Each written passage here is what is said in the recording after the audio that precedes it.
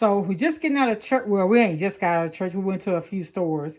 And so my son needed some, he do sandwiches during the week. So unless we have leftovers. So I got the Nature's Own. We like the 100% wheat bread. I like the butter bread, but it's more carbs.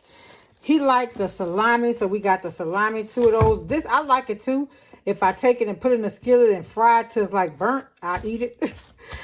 And I like the Blue Plate sandwich spread. They haven't been having it. I'm going to try the craft, y'all. I'm going to give it a try.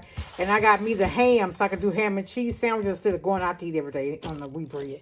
And I got me 2 more things of greens. Y'all, I got 9 bunches of greens. It was half a sink full. Half after I picked them.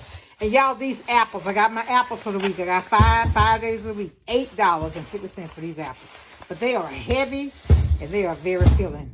All right, that's all I have. I want to stop by and say hi. Welcome all my new subscribers. It's all love over here. Love y'all. Much love. Be careful out there. Bye.